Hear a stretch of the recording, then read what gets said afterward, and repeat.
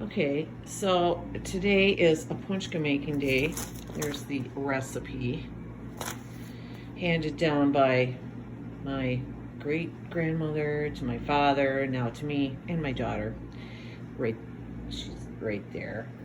I have to tell you, I'm feeling very stressed out right now because I feel like the entire weight of the family ancestry is on my shoulders. I'm just like in a panic, because this is a yeast thing, and yeasts are, they're kind of high maintenance little bastards.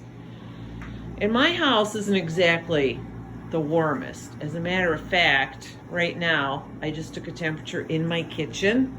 It's 63 degrees. And I've got the thermostat cranked up to 72. Wish me luck. That is 3 cups of sifted flour, to which I'm going to now make a well. But I'm afraid to. Well, there's my warm water, which I have to say, being left-handed, look, this is how I hold a measuring cup. Now, gotta move it around. It's a hand society. It feels warmish. Okay. I'm waiting for my milk to get to be warm. Of course, I can feel a draft coming from my vent hood. Oh, God. Nerve-wracking. Okay, so now I'm sprinkling this yeast into this warm water very slowly, just like my mother told me. She would make butterhorns.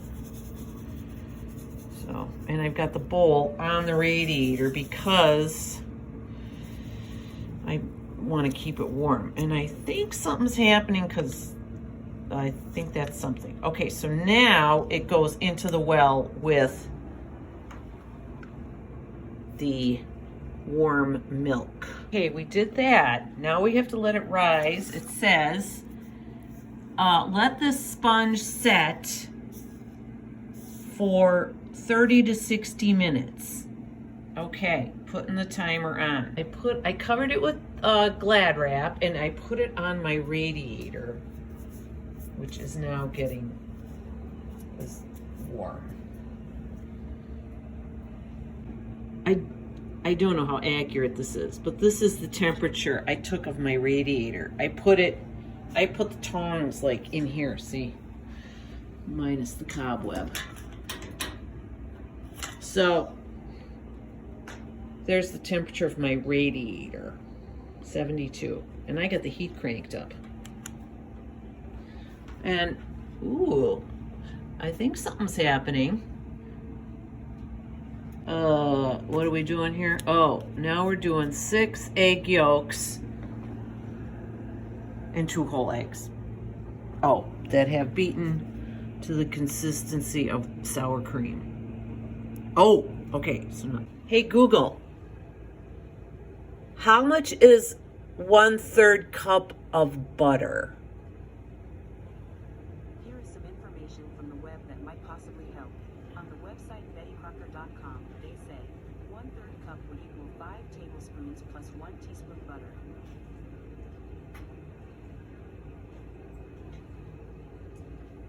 Well, wait a minute. 5 tablespoons plus 1 teaspoon. Hang on. 5 tablespoons plus 1 teaspoon. Oh, so tablespoon. 1, 2, 3, 4, 5. Okay, and 1/3 of a tablespoon. So that's happening, and that looks maybe like sour creamy to me. I don't know. And now, wait a minute. And now comes my favorite part. And 1 jigger of brandy, and 1 for the cook, and beef broth. Google, a jigger of brandy is 44 milliliters. Okay. Well, I'm going to say that that's 44 milliliters.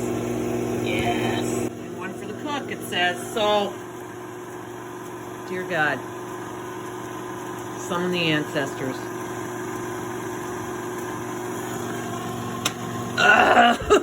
Okay. I have 2 minutes to go on my timer. And look at my wonderful little yeastises. Oh, they're very happy on my radiator.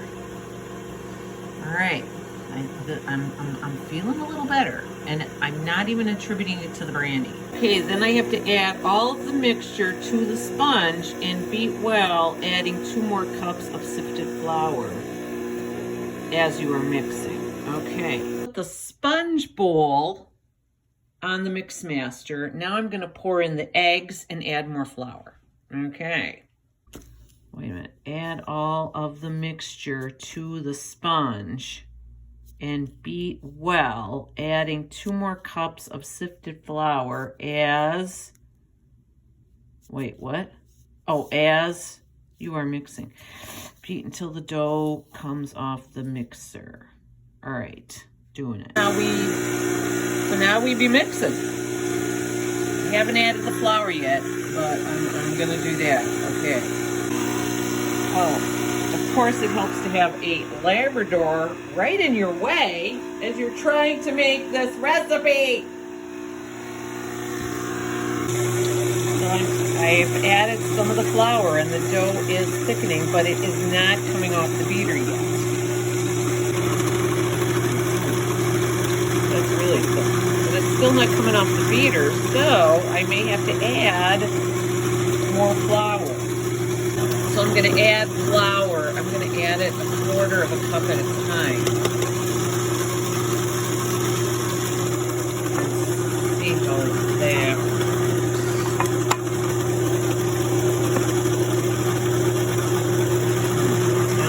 Keep going. Oh crap, I think I was supposed to put the dough hook on, but I did not, so oh well.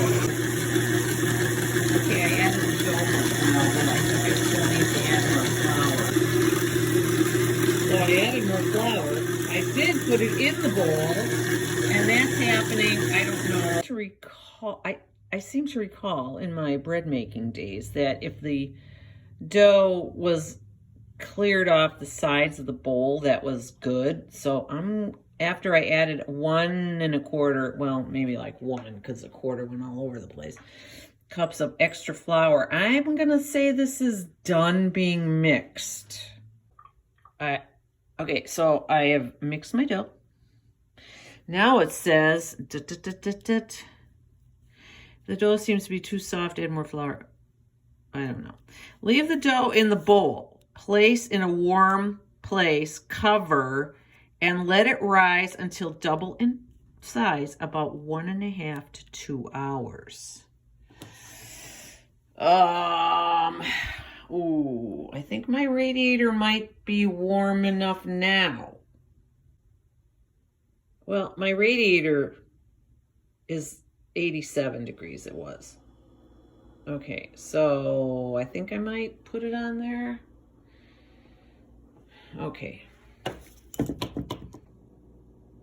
Okay, so I've got it on my radiator. It's supposed to double in bulk. I put my timer on. There we go.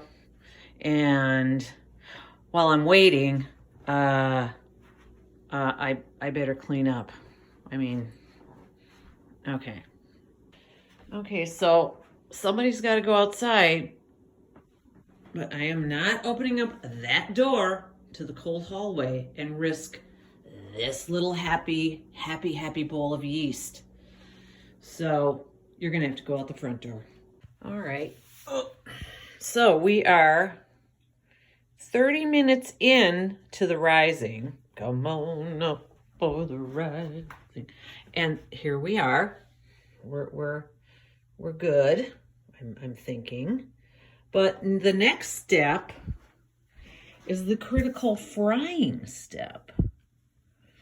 Okay, it says right here, you know, you have to pat the dough out. Don't use a rolling pin.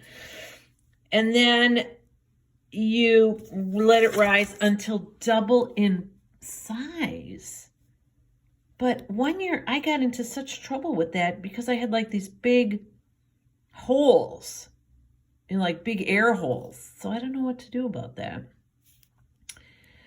And then you have to fry it in pure lard.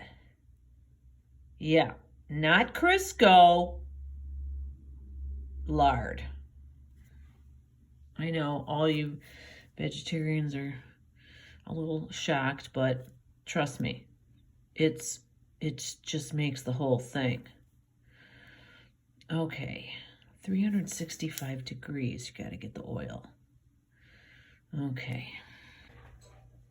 Okay, so this is an hour into the rising.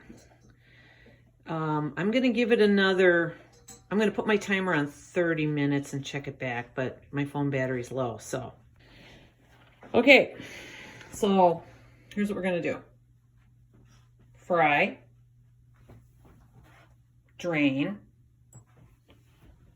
sugar, settle. Okay. Oh, and then I've got this board. This will be the cutting board. Oh, speaking of that, where are my cookie cutters? You know, if I stare at this thing long enough, I can actually see it rising. I've got 9 minutes to go. And I think that's about gonna do it then. I know. I'm getting excited. 5 more minutes to go, and this is my dough on my radiator. Oil. We're just doing it. We're waiting. All right, I have cut them. I am frying them. That was my test punchka. I'm doing it 2 minutes on the side, so we shall see. And the first batch on the cooling racks. I'm feeling good. Oh, swim in your little hot tub of lard, you punchkas. Okay, here's the aftermath of the dough. The cutting board, the oil, and the wonderfulness that will be of the punchkas. I hope they're okay. I mean, this is what they look like inside. Well, I did the best I could.